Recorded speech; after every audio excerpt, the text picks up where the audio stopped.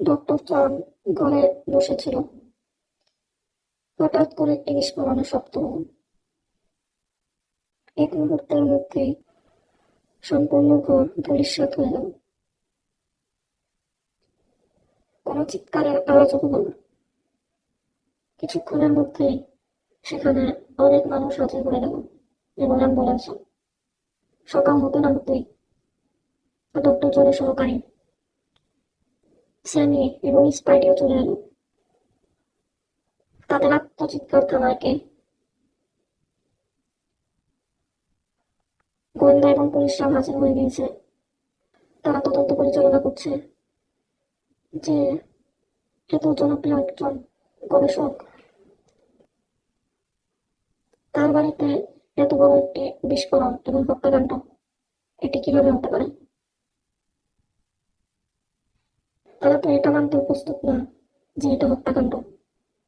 এটাও হতে পারে ডক্টর জন তার কোনো নতুন গবেষণায় ব্যর্থ হয়ে নিজের প্রাণ বিসর্জন করেছে।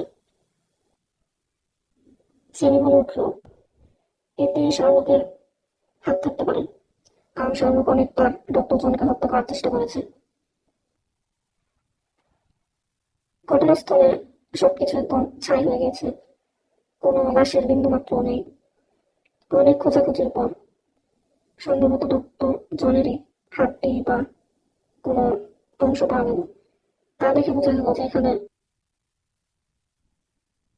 কেউ মারা গেলেও যেতে পারে।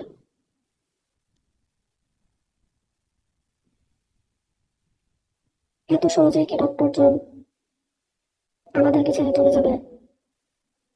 স্যামি স্পাইডিকে বলল, এত সহজ না। ডক্টর জন এত সহজে আমাদেরকে ছেড়ে চলে যেতে পারে না। স্পাইডি বলল, কেন? এখানে তো তার কোনো অস্তিত্বই খুঁজে পাওয়া যাচ্ছে না। এখানে তো সব ধ্বংসস্তূপে পরিণত হয়েছে, তুমি দেখতে পাচ্ছ না?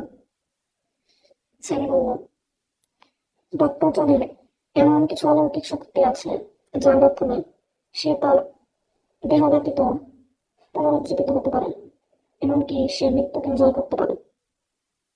স্পাইডি তো হতবাক এ কথা শুনে, এটা তো আগে আমি জানিনি। স্যামি বলল, এই গোপন তথ্য কেউ যেন না পায়।